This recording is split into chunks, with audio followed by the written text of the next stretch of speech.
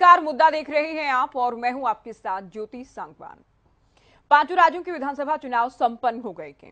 सभी दलों ने चुनाव से पहले और चुनाव प्रचार तक जमकर ताकत झोंकी। सभी ने जीत के दावे किए, सभी ने दम भरा कि हमारी सरकार बनने वाली है। अब जबकि तेलंगाना में भी 119 सीटों के लिए मतदान पूरा हो चुका है, तो अलग अलग एजेंसियों ने अपने एग्जिट पोल दिखाए हैं। ऐसे में चर्चा इस बात को लेकर होगी कि पांचों राज्यों का सेमीफाइनल हम इसलिए कह रहे हैं क्योंकि 24 से पहले पांचों राज्यों के परिणाम कहीं ना कहीं देश की राजनीति को, आने वाले चुनाव को एक दिशा देने वाले हैं। तो पांचों राज्यों के सेमीफाइनल का विजेता आखिर कौन होगा, 2024 पर क्या असर होगा।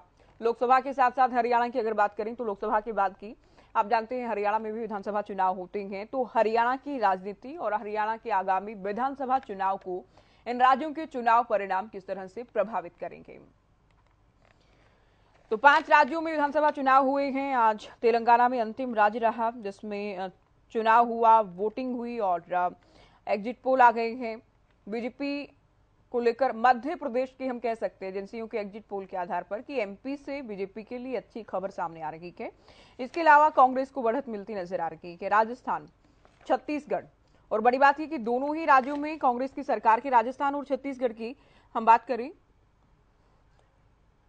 इतना ही नहीं तेलंगाना और मिजोरम में भी कांग्रेस की सरकार बनने के आसार इन एग्जिट पोल के आधार पर हम कह सकते हैं कि नजर आ रहे हैं। हालांकि परिणाम में किस तरह से तब्दील होंगे, एग्जिट पोल का जो अलग अलग आंकड़े सामने आए हैं वो किस तरह से परिणाम में तब्दील होते हैं, ये 3 तारीख को साफ हो पाएगा।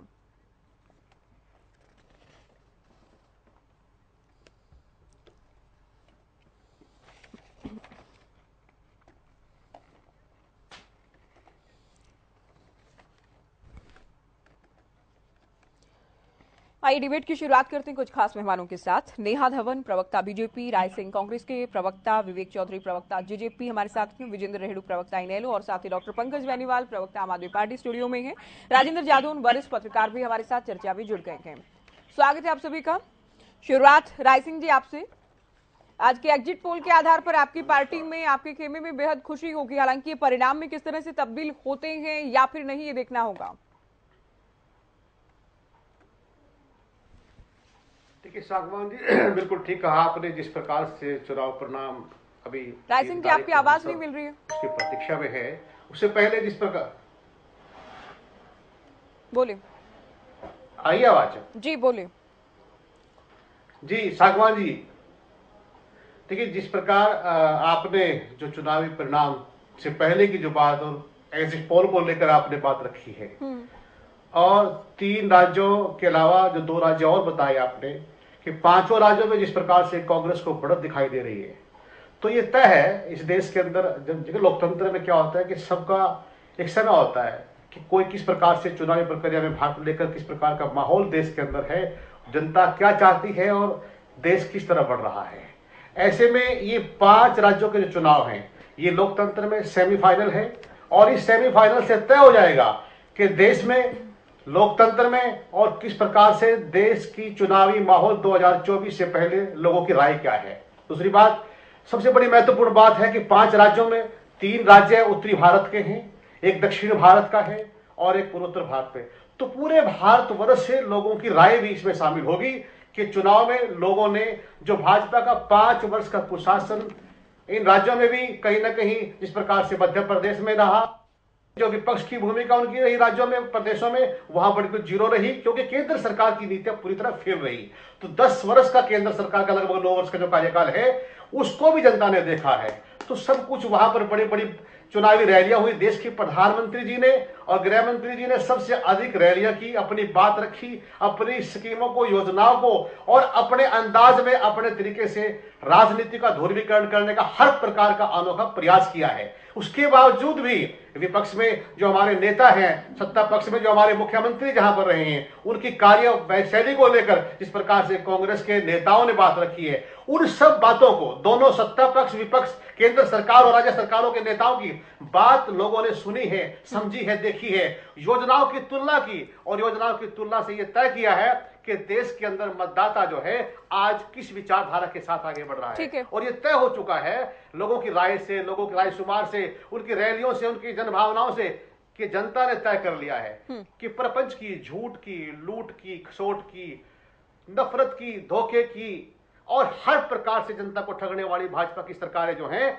उसको उखाड़ने के लिए जनता तय कर चुकी है। और ये समय है, ये समय परिवर्तनशील है और ये मतदाताओं का जो रुझान है चुनाव के परिणाम के रूप में जब आएगा आप देखेंगे कि हमारे नेताओं ने जिस प्रकार श्री राहुल गांधी जी ने नेहा जी चिंताएं बढ़ी भारत जोड़ो यात्रा के माध्यम से संदेश दिया, आएंगे राय सिंह जी आपका उत्तर खड़गे जी ने जिस प्रकार संदेश दिया, उस सबका सामूहिक नेतृत्व और कांग्रेस के कार्यकर्ताओं का जो चलिए अभी तो 3 तारीख को देखना होगा, लेकिन एग्जिट पोल को लेकर छत्तीसगढ़ की हम बात करें, तेलंगाना की बात करें, मिजोरम की बात करें और राजस्थान की बात करें तो यहाँ से कांग्रेस के लिए अच्छी खबर सामने आ रही है। नेहा जी आवाज मिल रही है क्या आपको?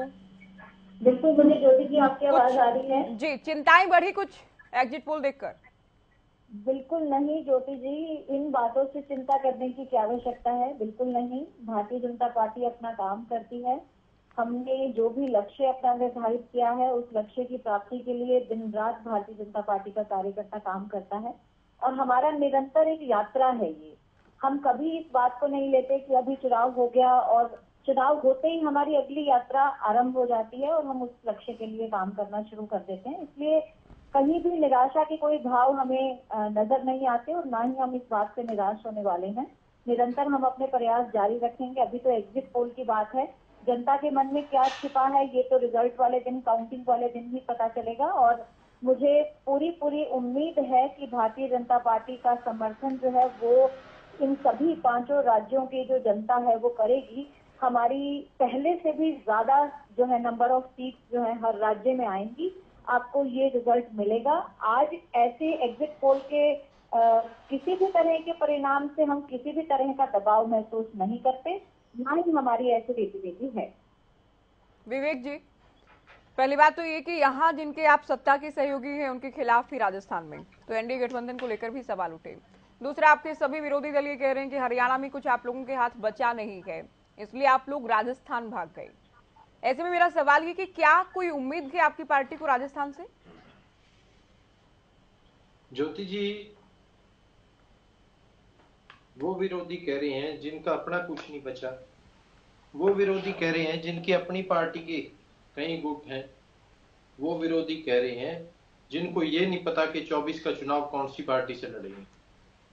अगर आज जननायक जनता पार्टी की बात की जाए, जननायक जनता पार्टी ने 19 सीटों पे बहुत मजबूती से चुनाव लड़ा और अगर कल जो नतीजे आएंगे 3 तारीख को, 3 तारीख के नतीजों के बाद सबके सामने होगा जो हमने कहा था, जो डॉक्टर अजय सिंह चौटाला जी ने सीकर की धरती पे कहा था कि चाबी का निशान होगा और मुख्यमंत्री किसान होगा।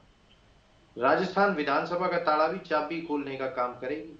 आज कोई कुछ कहता रहे, सभी को दिखता तो एक और एक मात्र दुष्यंत चौटाला है। सभी को आज दुष्यंत चौटाला जी से इतना भय हो गया है कि किसी भी नेता को पकड़ लीजिए, किसी भी नेता का कोई भी भाषण या कोई भी बाइट बिना दुष्यंत जी के नाम लिए पूरी नहीं होती। आज दुष्यंत जी का विजन जो हम लेके चले थे राजस्थान में, उसी विजन के आधार पे हम ये बात कह रहे हैं कि आने वाली 3 तारीख को जब रिजल्ट आएगा तो सभी देखेंगे कि जननायक जनता पार्टी की अहम भूमिका वहां रहेगी। जब कांग्रेस तो अधिकतर एजेंसी, विवेक जी, कांग्रेस को दिखा रही, हालांकि टक्कर तो है लेकिन क्लियर मैंडेट मिलता नजर आ रहा है कांग्रेस को, तो क्या आप लोग क्या सोच रहे हैं? चाबी कैसे विधानसभा का ताला खोलेगी?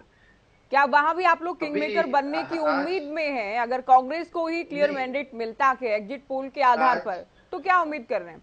19 सीटों का आपने जिक्र किया, क्या किसी सिंगल सीट को लेकर आप लोग आश्वस्त हैं? दावे से विवेक चौधरी ये कह सकते हैं कि हाँ हम ये सीट जीतने जा रहे हैं? नहीं, सभी सीटों पे बहुत बढ़िया इलेक्शन लड़ा गया, चाहे मैं दातारामगढ़ की बात करूं, चाहे मैं सीकर की बात करूं, और जितनी भी सीटों पे सभी पे बढ़िया चुनाव लड़ा गया। पर आज कांग्रेस के साथी क्या कह रहे हैं वो देखने की बात नहीं है, एग्जिट पोल क्या कह रहे हैं, रिजल्ट क्या कहेगा, देखने की बात वो है। आज कांग्रेस के साथी तो रोज सरकार तोड़ के सोते हैं, पिछले 4 साल से निरंतर रोज रात को सरकार तोड़ के सोते हैं कांग्रेस के साथी।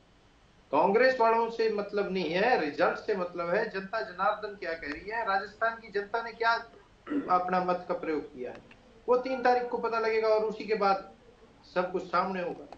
आज कुछ भी कह देना कि ऐसे हो जाएगा वैसे हो जाएगा, वो जल्दबाजी है। 3 तारीख तक की वेट कीजिए।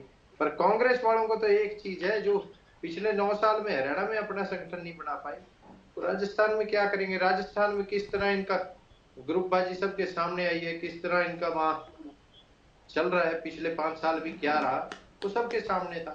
किस तरह होटलों में ले जाके विधायकों को रोका गया, छुपाया गया, वो सबके सामने। आज चलिए उसके कहने बाद की भी बात है जो कि कि कांग्रेस ऊपर है। एग्जिट पोल जो कह रहे हैं कि उसके बाद भी अगर गहलोत सरकार बचा रहे हैं तो ये बहुत बड़ी बात के अपने आप में कांग्रेस के लिए किला बचाना है, बहुत बड़ी जीत होगी कांग्रेस की।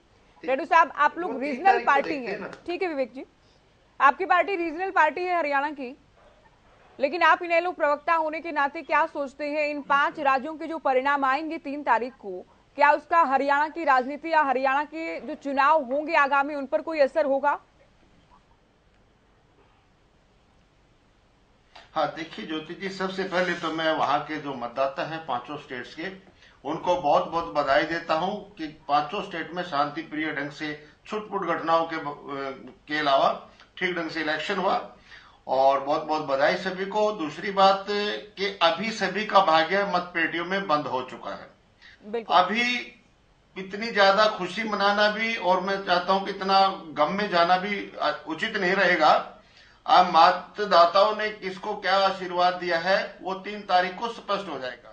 कई बार बड़े चौंकाने वाले परिणाम भी आ जाते हैं, हम कुछ अंदाजा लगाते हैं और एग्जिट पोल भी कुछ अंदाजा लगा लेते हैं, लेकिन बाद में परिणाम कुछ हो जाता है। तो अभी 2 दिन बीच में है, तीसरे दिन हमें पता लग जाएगा। जो भी फैसला जनता जनार्दन का आएगा वो सभी के लिए स्वागत योग्य होगा और सभी उसको सहर्ष स्वीकार करके उसकी पालना करने का काम करेंगे। देखिए ज्योति जी, अगर एक स्टेट का इलेक्शन होता या बाई इलेक्शन होते दूसरे स्टेट्स में तो हम मान लेते कि इतना ज्यादा कोई इम्पैक्ट नहीं आता। हाँ। लेकिन क्योंकि 5 स्टेट इकट्ठे हैं और 5 स्टेट का इकट्ठा इलेक्शन होना, तो कहीं ना कहीं मैं मानता हूं कि उसका जो वेव है वो जरूर दूसरे स्टेट्स को प्रभावित कर सकती है। ये ऐसा मेरा मानना है, प्रभावित करेगी। पूरे हिंदुस्तान में चर्चा चली हुई है कि भाई 5 स्टेट का चुनाव चल रहा है, क्या होगा कैसे होगा, लेकिन इसका प्रभाव जरूर पड़ेगा। जो पार्टियां उस स्टेट में भी लड़ रही हैं और इस स्टेट में भी इलेक्शन लड़ेंगी, उनके ऊपर जरूर थोड़ा बहुत इम्पैक्ट आ सकता है, ज्यादा भी आ सकता है। जैसे अभी जेजेपी है, हमारी पड़ोस की पार्टी है, बीजेपी है, कांग्रेस है, राजस्थान में चुनाव लड़ रहे हैं सारे के सारे, तो उसकी वेव जरूर हरियाणा प्रदेश तक आ सकती है, कुछ ना कुछ इम्पैक्ट दिखा सकते हैं। लेकिन जो लोकसभा के इलेक्शन है और विधानसभा के इलेक्शन है, देखिए हालांकि हम तो क्षेत्रीय पार्टी है, हमने तो प्रदेश की राजनीति कर रहे हैं और हरियाणा का चुनाव लड़ना है और 2024 का बड़ी मजबूती के साथ चुनाव लड़ेंगे और अभय सिंह चौटाला मुख्यमंत्री बनेंगे। ये भी मैं आज आपके चैनल पर कह रहा हूं, क्योंकि लेकिन लोकसभा के साथ हम इन चुनाव के परिणाम को जोड़ करके नहीं देखना चाहिए हमें, क्योंकि वो अलग मुद्दे होते हैं। और दूसरी बात, हर स्टेट के मुद्दे भी अलग होते हैं, इतना ज्यादा इम्पैक्ट होने वाला नहीं है, क्योंकि हर स्टेट में अलग पार्टियां हैं, हर स्टेट में अलग उनके मुद्दे होते हैं, अलग समस्याएं होती हैं। तो कहीं ना कहीं हर स्टेट का अपना डिफरेंट इलेक्शन होता है, डिफरेंट मेथड होता है इलेक्शन का भी, डिफरेंट पार्टियां हैं और डिफरेंट उनका अपना व्यक्तित्व है, अपना फेस है। तो मैं मानता हूं कि हरियाणा प्रदेश में इंडियन नेशनल लोकदल पार्टी मजबूती के साथ 2024 का इलेक्शन लड़ेगी।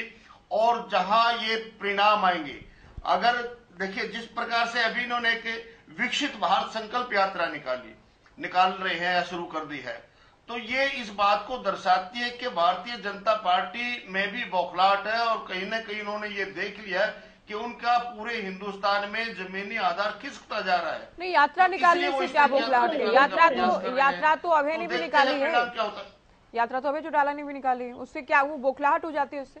हाँ नहीं, देखिए अभय नहीं, भारतीय जनता पार्टी को बीच में विपक्ष का फर्ज बनता है कि जनता के बीच में जाकर के सरकार की कारगुजारियों का उजागर करें। देखो, विपक्ष के नेता तो यात्रा करते हैं, रैलियां निकालते हैं, लेकिन सरकार का तो काम बोलता है। जो सरकार 10 साल तक सत्ता के ऊपर बैठी है, 10 साल में उन्होंने क्या काम किया, कितना लोगों को संतुष्ट कर पाई, उनका तो काम बोलेगा। सरकार को तो रैलियों की और यात्राओं की जरूरत नहीं होती। और फिर अगर निकालनी भी है तो पार्टी निकाले, ये तो सरकार निकाल रही है। सरकार का निकालना तो सरासर ही गलत है ना। सरकार क्यों निकाल रही है? सारी सरकारी मशीनरी का प्रयोग किया जा रहा है, सरकारी प्रबंध किए जा रहे हैं। सरकार कैंप लगा रही है अपनी जगह जगह जाकर। हाँ, आप इसको पॉजिटिव क्यों नहीं ले रहे हैं? ये कोई पार्टी का कार्यक्रम थोड़ी ना चल रहा है। अब नेहा जी, इसके ऊपर आप कितने हजार करोड़ रुपए खर्च करेंगे। मेरा मानना है हाँ, इतने तो हम तो हजार जनता के करोड़ सामने, रुपए से जनता यदि आप दरबार 2-4 में उद्योग लगाते, जनता तक फैक्ट्रियां पहुंचकर, लगाते, उनके घर तो तक लोगों को पहुंचकर उन बहुत तक रोजगार सुविधाएं मिलता। पहुंचाने की बात कर आपने रहे हैं। 3000 उनकी रथ पंचायत तैयार किए में पहुंचकर, उनके गांव में पहुंचकर उनके काम कराने की बात कर रहे हैं। और क्या आज तक किसी पूरी सरकार ने सरकारी ऐसा सोचा? मशीनरी, क्या चाहे कांग्रेस वो और एनडीए बसेस की हैं, सरकारों उनको में ऐसा आपने पहुंचा कि जनता पकड़ के लिया घर तक है। पहुंचकर लोगों एसडीएम, तक डीसी, एसपी पहुंचकर साहब उनके को काम आपने किए जाए? नोडल अधिकारी लगा दिया। आप एक मिनट हाजी, ये प्रशासन आपकी यात्रा करवाएगा या प्रदेश की कानून चलिए हम व्यवस्था डिटेल को वो देखिए, यात्रा भी आज के विषय से जुड़ी तो है, लेकिन रेणु साहब आपने इसमें अपनी यात्रा के प्रबंधन में लगा दिया। हम तो केवल कहाँ यात्रा से पर आप- चर्चा के लिए नहीं बैठे विजेंद्र जी। नेहा जी आप भी सुनिए अभी, नेहा जी आप बीच में मत बोले। पहुंच के काम कर रहे नेहा हैं। धवन जी आप अपने समय में बोलिएगा, अभी सुने। जी बेनीवाल साहब, जो एग्जिट पोल सामने आए हैं, हालांकि अभी हम बार बार कह रहे हैं, रेणु साहब ने भी कहा कि अभी बहुत जल्दी होगी, लेकिन जो एग्जिट पोल के उन्हीं के आधार पर हम बात कर रहे हैं। राजस्थान में, छत्तीसगढ़ में अगर कांग्रेस सरकार फिर से बचा पाती है तो ये बहुत बड़ी बात अपने आप में हो जाती है, हाथ मजबूत होगा, इससे आने वाले चुनाव के लिए भी एक लहर बनेगी कांग्रेस को लेकर, मानते हैं? हाँ नमस्कार ज्योति जी, सभी साथियों को नमस्कार, सभी दर्शकों को मेरा नमस्कार। निसंदेह अगर वो स्टेक करने में कामयाब हो जाते हैं, अगर राजस्थान में और जैसे कि आप मध्य प्रदेश में बता रहे हैं कि कांग्रेस सरकार छत्तीसगढ़ में सरकार बचाने में अपनी कामयाब हो जाती है, तो निश्चित तौर पर पब्लिक का विश्वास होगा। देखो कोई भी सरकार जब दोबारा बनती है या तिबारे बनती है या पहली बार बनती है, इसका मतलब जनता का विश्वास होता है उसमें। आम आदमी पार्टी भी 3 बार दिल्ली में बन रही है, तो जनता का विश्वास है, जनता ने बार बार विश्वास जताया अरविंद केजरीवाल की नीतियों पर, आम आदमी पार्टी की नीतियों पर। एमसीडी में भी अगर दिल्ली में सरकार बनी आम आदमी पार्टी की, तो वहां पर भी जनता ने अपना आशीर्वाद दिया, जनता ने अपना भरोसा जताया कि हम आम आदमी पार्टी की नीतियों से खुश हैं। तो ऐसे ही अगर 5 राज्यों में जिसकी भी सरकार बनेगी, वहां पर जनता उनकी नीतियों से खुश हुई होगी कि ये जो नीतियां ये हमारे लिए जन कल्याणकारी रही होंगी और इसलिए हम इनको वोट दे रहे हैं और उनकी सरकार बना रहे होंगे। अगर किसी की दोहराती भी है तो अच्छी बात है, क्योंकि उन्होंने वैसे काम वहां पर किए होंगे। ऐसे ही पंजाब में हमने भी अपनी नीतियां समझाने की कोशिश की और जनता ने जो मैंडेट दिया 92 का 117 में से, वो बहुत ही दर्शनीय और बहुत ही अच्छा एक मैंडेट हमारे लिए वहां पर रहा। तो ये तो जनता जनार्दन पर रहता है कि जनता को कौन सी पार्टी की नीतियां कब अच्छी लगती हैं, किस तरीके के चीजें कौन सी पार्टी प्रोजेक्ट कर पाती है, अपनी बातों को कितना समझा पाती है। मैं वही उदाहरण दे रहा हूं कि दिल्ली और पंजाब में भी हम अपनी बातों को करने में, समझाने पब्लिक को, जनता को कामयाब रहे और जनता ने हमें भरपूर आशीर्वाद दिया। और 2024 का जो चुनाव होगा आम आदमी पार्टी के लिए बहुत ही अच्छा हरियाणा में होगा। हम पूरी क्षमता के साथ चुनाव लड़ेंगे और आम आदमी पार्टी के साथ आज हरियाणा की जनता ने बिल्कुल बदलाव का मूड बना लिया है, बदलाव के लिए तैयार बैठी है। बीते वर्षों में, बीते जो जितने भी साल रहे उतने में पूरे हरियाणा ने हर एक पार्टी को मौका दिया है, चाहे वो जजपा रही हो, बीजेपी रही हो, कांग्रेस रही हो, इनेलो रही हो। अब की बार 2024 में आम आदमी पार्टी को मौका हरियाणा की जनता देने जा रही है, ये आप और प्रचंड बहुमत के साथ सरकार बनाएगी। ये मैं इसलिए कह रहा हूं कि जब से हमने संगठन पर बात करनी स्टार्ट की, जब से हमने संगठन बनाना स्टार्ट किया है, हरियाणा की जनता का प्यार इतना भरपूर मिल रहा है। हरियाणा की जनता के प्यार और आशीर्वाद की वजह से आम आदमी पार्टी अपना संगठन बनाने में बहुत अच्छा कामयाब रही और 1.5 लाख के आसपास हमने लोगों का एक अच्छा संगठन तैयार कर दिया और 11 लाख लोगों तक हमने एक नए सदस्यता अभियान हमने चलाया था। तो अपनी नीतियों को जब हरियाणा की जनता के पास हम जाकर लेकर जा रहे हैं, तो हरियाणा की जनता भी बहुत प्यार हमें दे रही है। तो उसी आधार पर मैं कह पा रहा हूं कि हमारा 2024 का जो चुनाव होगा हरियाणा के लिए, हरियाणा की जनता प्रचंड बहुमत के साथ जैसे दिल्ली और पंजाब के लिए हमारे को जीत दिलाई, वैसी ही जीत हरियाणा में भी अब की बार आम आदमी पार्टी को 2024 में मिलेगी। जादव साहब आप कैसे देख रहे हैं एग्जिट पोल को? एग्जिट पोल तो दिखा रहे हैं कि कांग्रेस जो है सभी राज्यों में कड़े मुकाबले में है और अपने जो सत्तारूढ़ दल है वहां जो भी हैं उनको कड़ी टक्कर दे रही है। राजस्थान में भी जो कांग्रेस सत्तारूढ़ है, तो सत्ता की प्रबल दावेदार भारतीय जनता पार्टी को भी सत्तारूढ़ कांग्रेस से, जहां ये माना जाता है कि एंटी इनकम्बेंसी होती है, लेकिन कड़े मुकाबले का सामना करना पड़ता है। हालांकि एग्जिट पोल में ये कांग्रेस को जो है एक अच्छी पावर बहुमत मिलता नहीं बताया जा रहा, लेकिन ये है कि उसको अगर पावर नहीं भी मिलती, बहुमत नहीं भी मिलता है, तो भी वो एक सम्मानजनक विपक्ष की स्थिति में आएगी। कांग्रेस ने वहां काफी काम जरिए भारतीय जनता पार्टी के सामने कड़ी चुनौती पेश की है। इसके लिए भारतीय जनता पार्टी को बहुत ताकत झोंकनी पड़ी। प्रधानमंत्री नरेंद्र मोदी जी एक विधानसभा क्षेत्रों में गए, जनसभाओं को संबोधित किया। देखते हैं कि क्या आता है। एग्जिट पोल में तो ये आ रहा है कि 55-60 सीटें बताई जा रही हैं। मुझे लगता है कि कुछ इससे भी बढ़ के मिल सकती है कांग्रेस को वहां से। इसके अलावा मध्य प्रदेश में भारतीय जनता पार्टी की सरकार जो है चौथे टर्म के लिए दावेदार है। वहां तो कांग्रेस ने बड़ी कड़ी चुनौती पैदा की है। और छत्तीसगढ़ का तो ये बताया जा रहा है कि वहां तो कांग्रेस फिर रिटेन कर रही पावर को, दोबारा जो है वो सत्ता में वापसी कर रही है। और उधर जो है तेलंगाना में भी ये स्थिति है कि कांग्रेस जो है कड़ी टक्कर दे रही है बीआरएस को। तो देखते हैं कि माहौल अभी जो बड़ा काफी कांग्रेस के फेवर में बना हुआ है। और हरियाणा में अगर कांग्रेस कुछ राज्यों में वहां सत्ता हासिल करती है तो हरियाणा में कम से कम और कुछ नहीं होगा तो पार्टी का मोरल हाई होगा, बिल्कुल कांग्रेस का हौसला और बढ़ेगा। बिल्कुल। और हो सकता है कि वो ये भी देखे कि वहां उन राज्यों में क्या कारण रहे कि जो कांग्रेस को जो है बढ़त मिली और कांग्रेस को बहुमत मिला। हो सकता है कि यहाँ की कांग्रेस, हरियाणा कांग्रेस उस रणनीति को अपनाने का काम करे। और ये है कि वो ये रहा है कि जो कुछ भी डिलीवरी सही ढंग से करती है जब पार्टियां और अपने चुनावी वादों पर कायम रहती है तो उनको मतदाता जो है साथ देने के लिए तैयार भी होता है।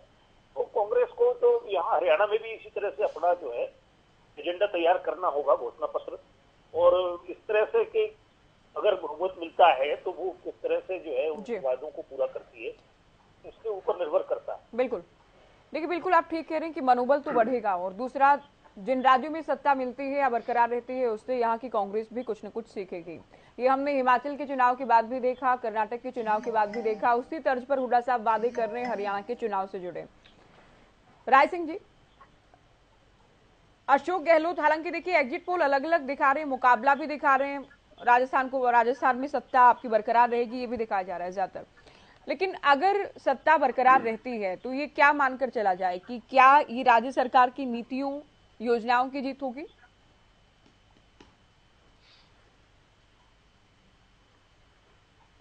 देखिए, जिस प्रकार मेरे साथी प्रवक्ताओं ने एक बात बड़ी साफ की है कि अभी हम 3 दिसंबर के परिणाम की प्रतीक्षा में हैं। मैं उसका समर्थन करता हूं और इस बात का एक संकेत भी है देश के अंदर के चुनाव परिणाम जो है उससे पहले जितने भी एग्जिट पोल होते हैं वो कहीं ना कहीं इसके आसपास ही लोगों की राय को लेकर चलते हैं।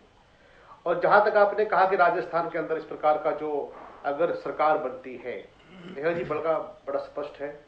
देखिए, जिस प्रकार जहां जहां पर अभी हमारे विश्लेषक साहब ने बड़ी साफ सुथरी बात कही है कि विश्वास होता है जनता का। जनता जब विश्वास के साथ सत्ता का साथ देती है और फिर रिपीट करती है तो ये बड़ी बात होती है। और जनता का जो विश्वास है उसको उम्मीदों के साथ योजनाओं में लाकर और योजनाओं में लाभ की योजनाओं में लाकर और जो देश के बड़े मुद्दे हैं जैसे भ्रष्टाचार है, महंगाई है और जिस प्रकार नफरत, विरोध और जातीय धर्म नफरत की जो राजनीति है उसको दूर करने का जो कार्य जनता चाहती है, समाज चाहता है, उस प्रकार का सरकार चाहती है कि लोग चाहते हैं ऐसी सरकार बने, तो उस पर कांग्रेस ने बड़ा मजबूती से काम किया है। और यहां पर श्री राहुल गांधी जी ने जब भारत जोड़ो यात्रा की, हमने पहले भी कई बार मंच पर आपके माध्यम से कहा है कि राहुल जी की यात्रा का एक बहुत लंबा संदेश देश की राजनीति में दिखाई देगा। जो पहले कर्नाटक के चुनाव में दिया, जिस प्रकार से भाजपा ने जो भ्रष्टाचार वहां पर फैला हुआ था, उसको लोगों ने नफरत के माहौल को बनाया हुआ था, उसको धकेल कर मारा, बुरी तरह भाजपा हारी। और ये 5 राज्यों के चुनाव के परिणाम भी कहीं ना कहीं उस यात्रा का एक संदेश भी है कि सामूहिक रूप से देश के लोगों को जब लेकर चलता है कोई सरकार, वो तो विश्वास पैदा होता है और विश्वास जो है परिणाम में लोकतंत्र में सरकारें बनती हैं और आगे बढ़ती हैं। यही बात हमारे कांग्रेस के नेताओं ने इस प्रकार के वहां पर मेहनत की है, मुख्यमंत्रियों ने इस प्रकार से अपनी योजनाओं को मजबूती से लागू किया है।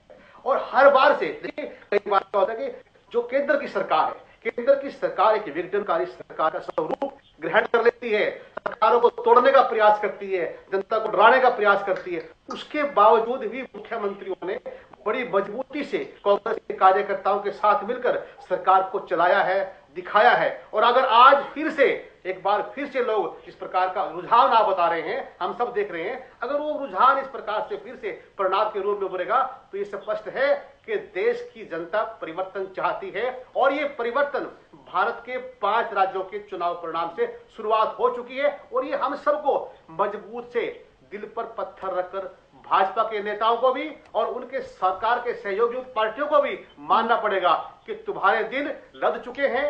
तुम्हारा जो चेहरा चाल चरित्र था, जो देश को बहकाने का, डराने का, धमकाने का और चौराहे पर जनता को खड़ा करने का, मुद्दों से भटकाने का, वो दिन जा चुके हैं। इसी बात पर हम जवाब लेंगे। विचारधारा जिस प्रकार से देश देखिए, अभी अगर मगर की स्थिति में बार-बार इस बात को मेंशन कर रही हूँ कि अगर ये हुआ, अगर राजस्थान और छत्तीसगढ़ में कांग्रेस सत्ता में रही तो ये तो कम से कम एंटी इनकम्बेंसी तो नहीं है राज्य सरकार के खिलाफ। और राजस्थान वो राज्य जहां दशकों से रवायत ये है कि सरकार रिपीट, आप कह सकते हैं कि सत्ता बरकरार नहीं रहती है, सत्ता परिवर्तन होता रहता है।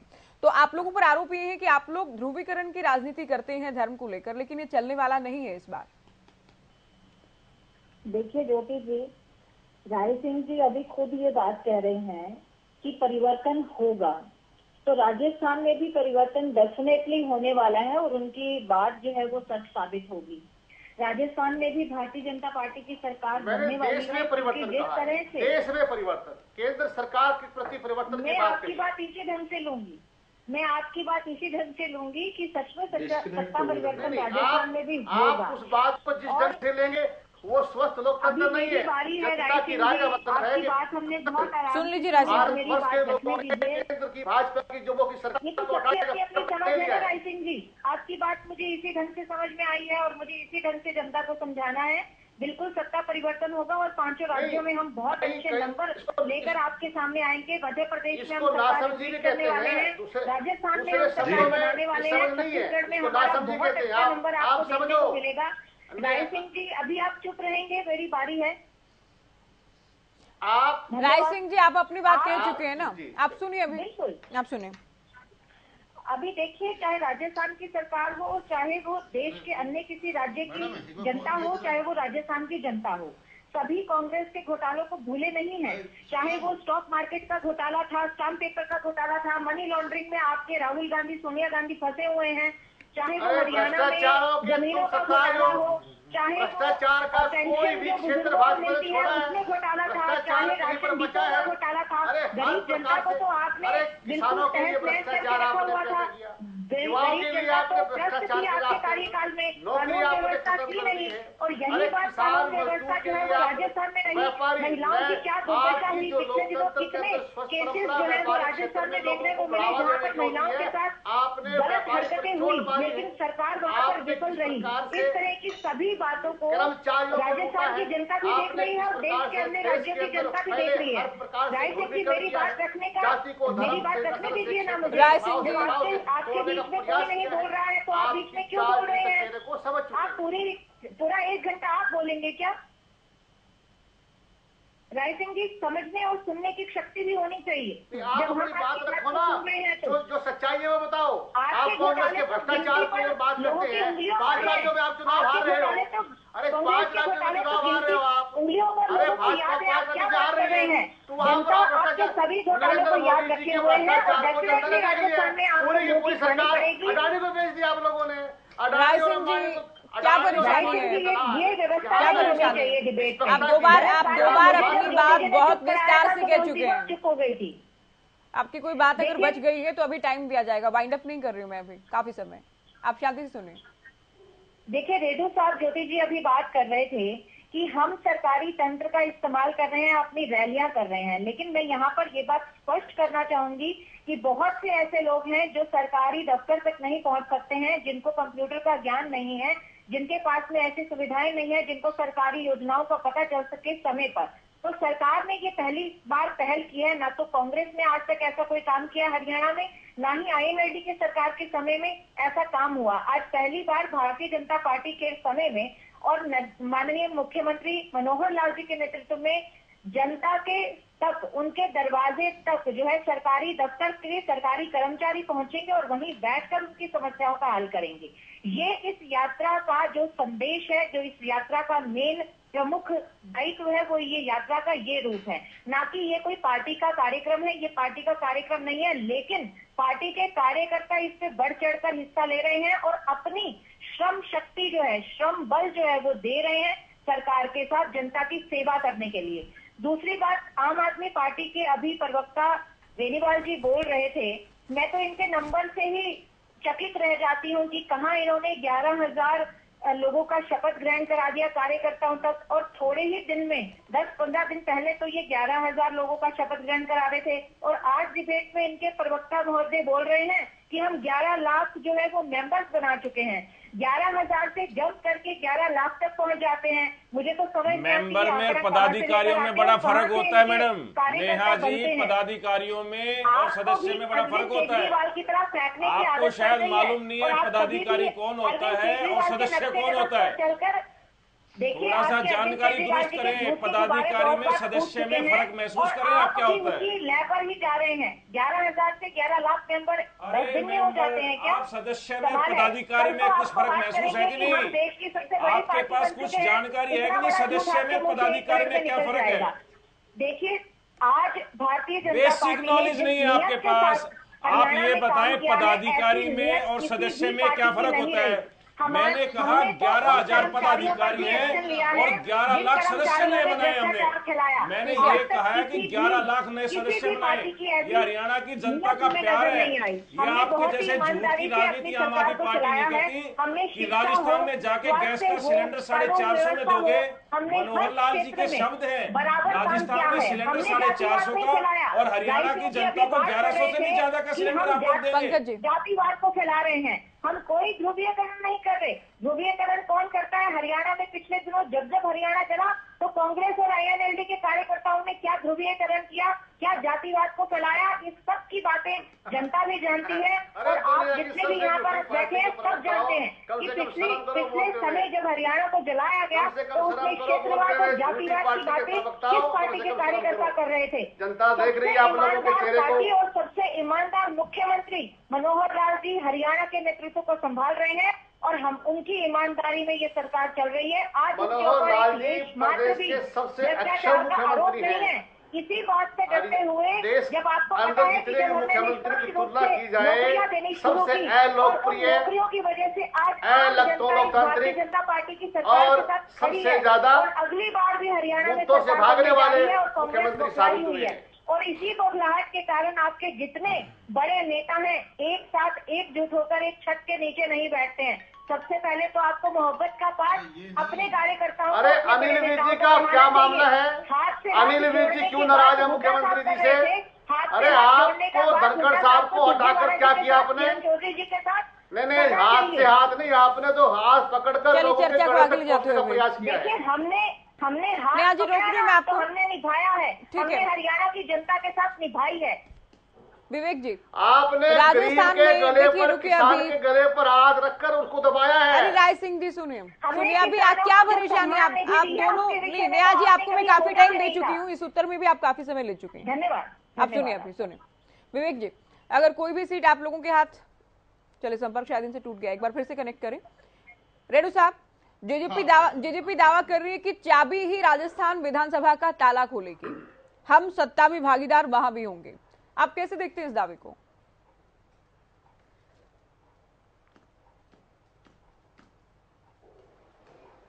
आपको आवाज मिल रही है क्या रेडू साहब?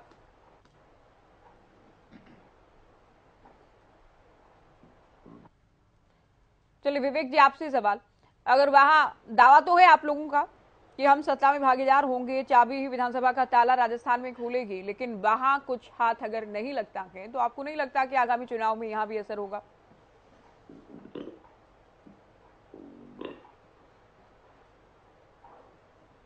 विवेक जी, आवाज मिल रही है क्या आपको? पीसीआर क्या विवेक जी हैं फोन लाइन पर? रेडू साहब, आप सुन रहे मुझे? नहीं, रेडू जी को मेरी आवाज नहीं मिल रही है। जेजेपी के दावे को लेकर आपसे सवाल, जेजेपी जो दावा कर रही है कि हम सत्ता, जी बोलिए फिर।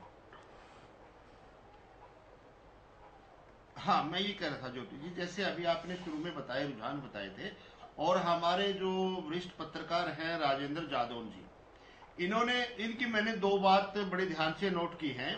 एक इन्होंने कहा कि राजस्थान में बीजेपी को कांग्रेस टक्कर दे रही है, और इसी प्रकार से कहा कि एमपी में भी कांग्रेस जबरदस्त टक्कर दे रही है। देखिए, रुझानों को तो इन्होंने ही खत्म कर दिया, ये बता रहे कि कांग्रेस बीजेपी को टक्कर दे रही है। इसलिए मैंने शुरू में कहा कि अभी जल्दबाजी होगी, हमें 3 तारीख का इंतजार करना पड़ेगा।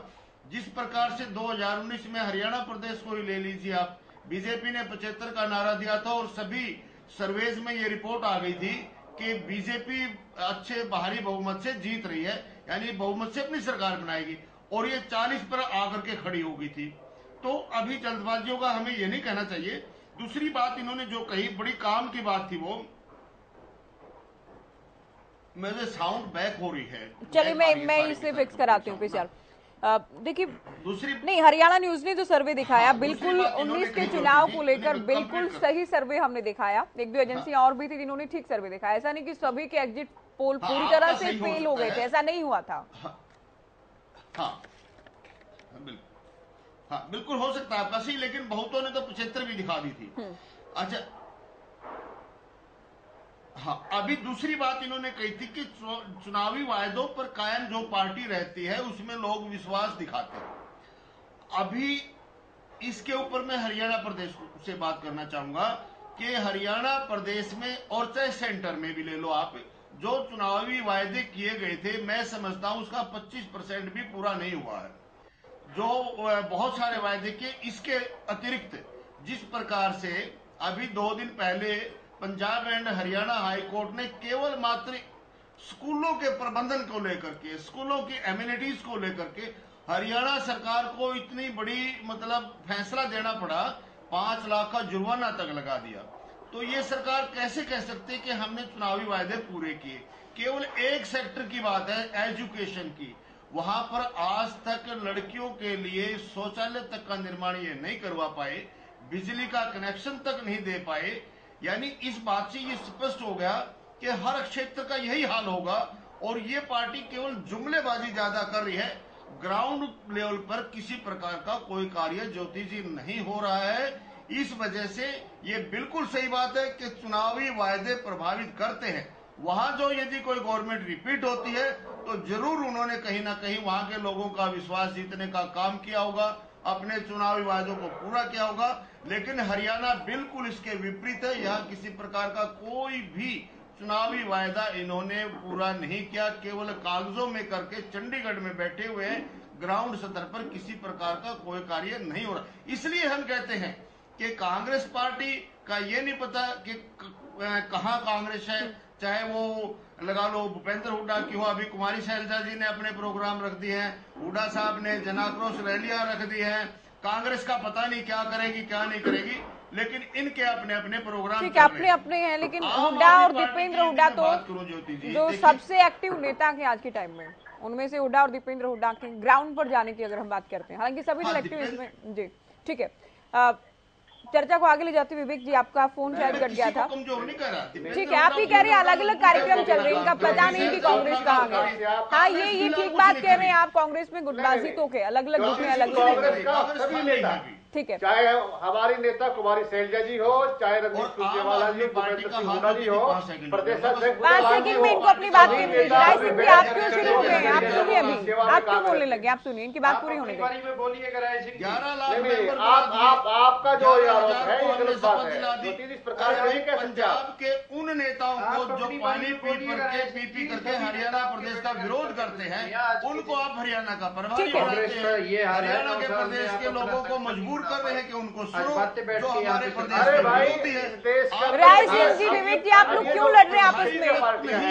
और ये जो बीजेपी की एजेंट लोग हैं, इनका रास्ता साफ हो चुका है। रेणु साहब, आपकी बात पूरी हुई सर। अब केवल हरियाणा राय सिंह जी, मुझे आपको म्यूट करवाना होगा। अगर आप सबके बीच में बार बार बोलते रहेंगे, बार बार बोलते रहेंगे, मुझे आपको म्यूट करवाना होगा। रेणु साहब, आप भी सुनिए, अभी कंप्लीट साउंड आप सुनिए, अभी कंप्लीट बैक कर रही है। मैं बिल्कुल अच्छे से नहीं बोल पाया आज। जी जी, नहीं, आपको हमने अच्छे से सुना, आपकी बात गई है, आप दर्शकों ने आपको सुना है।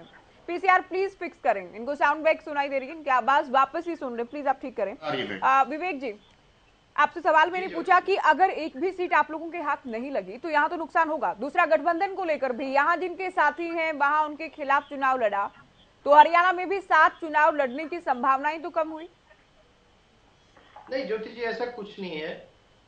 आज अगर पहले से ही आप कह दें कि एक भी सीट नहीं आएगी या एक भी सीट ना आई, मैं अभी डिबेट पे बैठे बैठे ही आपके सर्वे देख रहा था, भास्कर ने मैंने अगर कहा कि अगर ऐसा हुआ तो अगर मैं ये नहीं कह रही हूँ कि आप लोगों की एक भी सीट नहीं आएगी, अगर पे लेके चल रहा हूँ, अगर तो कुछ भी हो सकता है ज्योति जी। इंडिया न्यूज टुडे जो एग्जिट पोल्स है वो 8 से 16 सीटें दे रहा है अदर्स को, और भारत भास्कर जो चैनल न्यूज़पेपर है वो दे रहा है 10 से 15 सीट्स अदर्स को। आज के दिन हमने एक पहल की, हमने एक विचारधारा, ताऊ देवीलाल की जो विचारधारा जिसको लेके हम चले थे, जो दुष्यंत जी का विजन लेके चले थे, उसे राजस्थान की जनता के बीच में ले जाने का काम किया और जनता ने बहुत स्नेह और प्यार दिया। राजस्थान में क्या हमने चुनाव लड़ा, हरियाणा में क्या पोजीशन थी, वो अलग अलग क्वेश्चन है। आज के दिन अगर हम राजस्थान में मजबूती से चुनाव लड़े, उसका हमें कहीं ना कहीं बेनिफिट ही मिलेगा, हरियाणा में भी उसका नुकसान कोई नहीं। आज नुकसान तो उन्हें है जो राजस्थान में बातें तो बड़ी बड़ी कर रहे हैं पर हरियाणा में संगठन नहीं बढ़ा पाए। अब मैं एक ही बात पे मेरे को ऑब्जेक्शन था, जो राय सिंह जी बारी बारी उनको क्या नुकसान है, वो अगर वहाँ पे सरकार बचा लेंगे विवेक जी, वो तो सरकार में है ही। सरकार को अगर, जो कि बहुत संभावनाएं लग रही है अभी एग्जिट पोल के आधार पर हम कहें कि अगर वो सत्ता में बने रहे तो उनको तो फायदा ही है, उनको क्या नुकसान है। ज्योति जी 3 तारीख को बात करेंगे इस बारे में कि राजस्थान में किसकी सरकार बनेगी और किसकी नहीं बनेगी। आज के दिन यहाँ बैठ के कुछ भी कहना जल्दबाजी है। अगर सरकार नहीं भी बनाएंगे, मुकाबले में भी रहेंगे तो भी नुकसान क्या के, मैं तो ये जानना चाह रही हूँ। यहाँ बैठ के जो हरियाणा में सरकार बनाने की बात कर रहे हैं उनसे मैं तो एक ही निवेदन करना चाहूंगा कि हरियाणा में सरकार बाद में बनाना, पहले अपना संगठन बना लीजिए। आज बारी बारी एक ही बात हो रही है कि आपने भी कहा उनको बुरा लगा और अरे भाई बात सुनो, उनको बुरा, हरियाणा में संगठन जो है लोगों के बड़ा बढ़ती है। हमारे कांग्रेस के सभी कार्यकर्ता मिलकर नेताओं के साथ जनता की आवाज को सरकार समय में नहीं बोल रहे हैं। आप क्यों बोल रहे हैं? तरीके से चलने दीजिए। अरे आपका अंतर्राष्ट्रीय संगठन जो है वो राजस्थान के रेगिस्तान में समाप्त हो जाएगा। वो चाबी जो आप लेके गए थे ना, वो चाबी ढूंढने से नहीं मिलेगी आपको। वो राजस्थान में क्योंकि चौधरी देवीलाल की विरासत में दिखने लगी आपको, चाबी सोते जागते सपने में दिखने लगी। आपने ओम प्रकाश चौटाला जी को सरयाम देवीलाल जी की विरासत को खट्टर साहब की चौखट पे बेच दिया। आप बात कर रहे हो देवीलाल की विरासत की। अरे आपके वहाँ जमाना जब्त होगी, लूट का पैसा आप यहाँ से ले गए थे, वहाँ पर चुनाव प्रचार में नेता बनने के लिए मुख्यमंत्री बनाने के लिए चौटाला जी को, वो फेल हो गया सारा पैसा। जीजा जी को दे के आए, फेल हो चुका है। क्योंकि आप नहीं मान रहे, आप सुन नहीं रहे दूसरी तरफ। राय सिंह जी, मैं आपको तुरंत करें पीछे। राजस्थान के चुनाव में सरकार बनाने की, अपना घर समझा नहीं, बात कर रहे हैं सरकार बनाने की।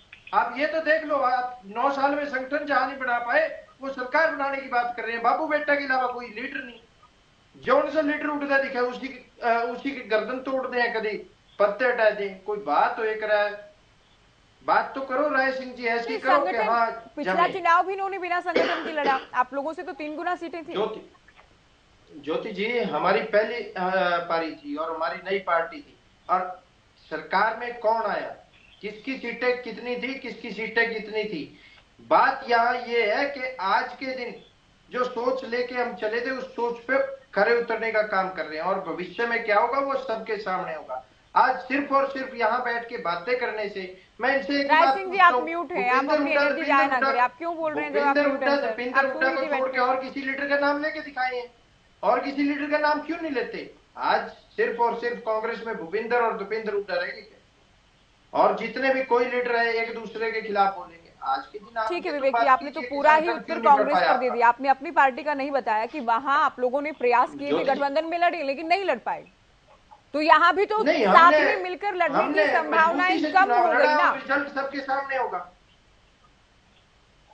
मैं पहले ही कह चुका हूं। पंकज बेनीवाल जी, एक तो आप ये जो 11 लाख का दावा कर देते हैं बार बार, सभी पार्टियों को इससे आपत्ति है, और दूसरा जब आप हरियाणा में सत्ता बनाने का दम भरते हैं, सरकार बनाने का दम भरते हैं, तो जो हरियाणा हितैषी मुद्दे हैं, पंजाब और हरियाणा के साझे मुद्दे हैं, वहाँ आप लोग पंजाब के साथ खड़े। देखिए ज्योति जी, आम आदमी पार्टी के जो हरियाणा का प्यार, हरियाणा की जनता का प्यार आज आम आदमी पार्टी को मिल रहा है, उसकी वजह से जो संगठन बनता जा रहा है उससे सारी ही विरोधी पार्टियां बौखलाई हुई हैं कि अचानक से ये लोग एकदम से हरियाणा की जनता ने इनको इतना प्यार देना कैसे स्टार्ट कर दिया। हरियाणा की जनता आम आदमी पार्टी को इसलिए प्यार दे रही है क्योंकि वो उनके मुद्दों की बात कर रही है। इनके जैसे नहीं है भाजपा की सरकार के जैसे कि ये शौचालय के जिसका शौचालय का ये बहुत बड़ा प्रोपेगेंडा करते थे, और हरियाणा के अंदर 1500 से ज्यादा स्कूल ऐसे हैं जिनके अंदर शौचालय नहीं है, जिसमें से 500 से ज्यादा तो हमारी बच्चियों के छात्राओं के स्कूल हैं, उन्हें उसमें से ज्यादा तो। नेहा जी रुक जाइए, आपकी बात सुनेंगे हम आपको। मैं बता दूंगा आपको, रुके। तो हरियाणा में जो आम आदमी पार्टी का संगठन है, उस संगठन की वजह से मुझे आपको भी म्यूट कराना होगा। नहीं, आप पूछ लीजिए मेरी तरफ से ये सवाल। हरियाणा की जनता आम आदमी पार्टी को प्यार दे रही है, उससे ये सारे राजनीतिक दल, जो विपक्षी दल है आम आदमी पार्टी के, सारे बौखलाए हुए हैं, सारे के सारे। आम आदमी पार्टी प्यार दे रही है आप लोगों को। आम आदमी पार्टी ने जैसे ही कुछ दिन पहले जैसे ही संदीप पाठक जी ने संगठन निर्माण की प्रक्रिया चालू की, तभी से हमने जैसे ही सदस्यता अभियान चलाया, 11 लाख सदस्य हमारे सामने। अगर आप लोगों को किसी को आपत्ति हो तो मेरे को व्हाट्सएप नंबर दे देना, मैं वो 11 लाख सदस्यों की जो लिस्ट हमारे पास है वो भी सेंड कर दूंगा मैं आप सभी को। 11,000 जो नए पदाधिकारी बताए, मैं नेहा जी को दुरुस्त कर दूं, मैंने 11 लाख सदस्य बोले थे और 11,000 पदाधिकारी बोले थे। तो 11,000 पदाधिकारियों का रोहतक में एक हमने विशाल शपथ ग्रहण समारोह किया, जो कि आज तक के इतिहास में, पूरे देश की इतिहास में एक पहला शपथ ग्रहण समारोह पदाधिकारियों का अगर हुआ है तो आम आदमी पार्टी ने रोहतक के अंदर हरियाणा में करके दिखाया, हरियाणा की जनता के प्यार और आशीर्वाद से। ये हरियाणा की जनता का प्यार और आशीर्वाद नहीं है तो और क्या है? हमारा तो कुछ था ही नहीं, हमें तो कोई जानता ही नहीं था आम आदमी पार्टी को हरियाणा में। लेकिन आज अगर संगठन इतना बड़ा बना पा रहे हैं, इतने लोग हमारे साथ अगर आज खड़े हैं, तो ये हरियाणा की जनता का प्यार है। हरियाणा की जनता हमें स्वीकार कर रही है कि अब की बार आने वाले 2024 में चुनाव हम आपको जिता कर देंगे।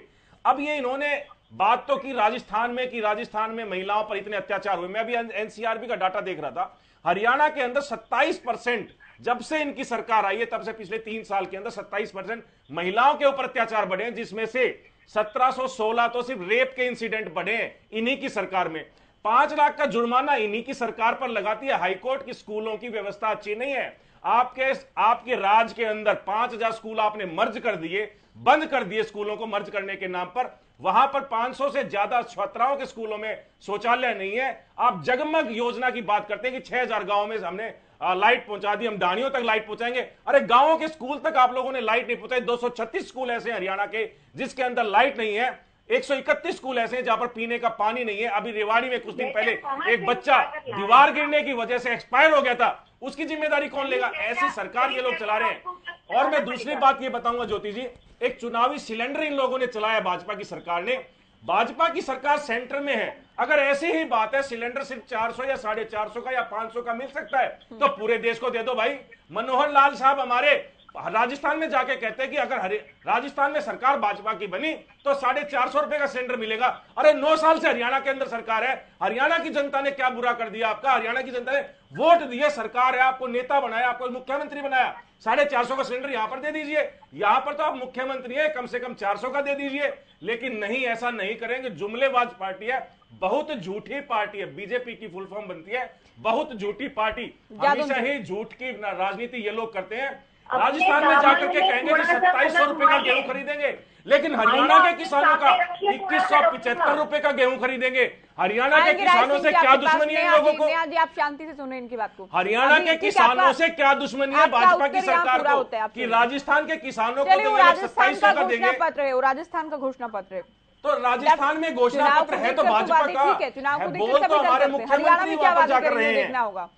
जादौन साहब, हालांकि लोकसभा की तैयारियों में अभी भी सभी दल जुटे हैं, लेकिन हम मानकर चलें कि 3 तारीख के बाद तमाम दल इलेक्शन मोड पर होंगे। लोकसभा के लिहाज से दल बदल का सिलसिला भी इसे लेकर देखा जाएगा। कौन सी पार्टी मजबूत है ये भी पिक्चर क्लियर हो जाएगी। निश्चित ही ये तो है कि जिस दल को सफलता मिलती है तो उसकी तरफ आकर्षित हो जाते हैं। अभी ये जो तेलंगाना में हुआ कि वहाँ जो है टीआरएस के और भारतीय जनता पार्टी के कई नेता कांग्रेस की तरफ चले गए। कर्नाटक में भी ऐसा देखने को मिला था। जिस दल की स्थिति मजबूत होती है, जो पावर में आने की संभावना होती है, उसकी तरफ स्वाभाविक रूप से जो है रुझान हो जाता है नेताओं का, कार्यकर्ताओं का, कि वो दल में ज्वाइन करते हैं। तो अब ये जो परिणाम आने के बाद देखते हैं कि कांग्रेस की क्या स्थिति रहने वाली है। तो मुझे लगता है कि अब जैसे कर्नाटक का जो चुनाव हुआ था, कर्नाटक विधानसभा का, उसमें कांग्रेस को जो सफलता मिली उसका साउथ के और अन्य राज्यों पर भी प्रभाव पड़ा। हाँ। उससे कांग्रेस तेलंगाना में भी मजबूत हुई। और ये वहाँ ये भी था कि बीआरएस का शासन पुराना करीब 2 टर्म उसने पूरे कर लिए। तो वहाँ लोग जो है ये तो मानते हैं कि बीआरएस ने काम किया है, लेकिन वो ये भी मानते हैं कि नई पार्टी या दूसरी पार्टी को भी मौका दिया जाए। अब इन्होंने काम कर लिया, ठीक है। तो ऐसे ही सब जगह राजस्थान में तो उन्होंने इतनी फ्री जो अपनी योजनाओं के माध्यम से, जो खासतौर से चिरंजीव राजस्थान योजना जो आयुष्मान भारत का ही आगे का फॉलोअप है, उसका विस्तार है, तो उसको उन्होंने पहले 25 लाख रुपए कर दिया कैशलेस ट्रीटमेंट, उसको 50 लाख का वादा कर लिया। तो और जो है परिवारों की जो महिला मुखिया हैं उनको मानदेय देने का जो लेके आए, और कई फ्रीवीज इस तरह की जो है स्कूटी देंगे, तो कई वो जो इस तरह की फ्रीवीज लेके आए कि इतना कड़ा मुकाबला हो गया कि वहां तो जो है भारतीय जनता पार्टी की जो राजनीति है वो प्रधानमंत्री नरेंद्र मोदी केंद्रित ही है, और वहां उन्होंने इतने मुद्दे खड़े कर दिए कि ये दिखाई देने लगा कि गहलोत और मोदी के बीच में ही चुनाव हो रहा है। इस तरह की स्थिति पैदा कर दी एक मुख्यमंत्री ने।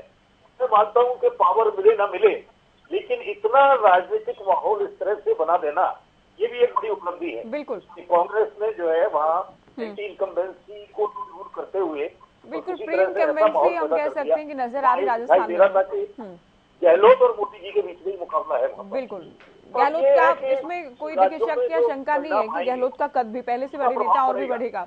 राय सिंह जी कुछ कहना चाह रहे हैं राजस्थान को लेकर? मैं सवाल इसलिए भी बार बार पूछ रही हूँ क्योंकि हरियाणा से लगता है जिला के और बीजेपी ने भी वहां पर चुनाव लड़ा के राज्य के। दरअसल राय सिंह जी, अशोक गहलोत ये कहते हैं कि अगर धर्म का कार्ड नहीं चला तो कांग्रेस ही जीतेगी, और अगर ऐसा होता है ध्रुवीकरण होता है तो बड़ा उलटफेर हो सकता है, यानी उनको भी कोई शंका तो है परिणाम को लेकर।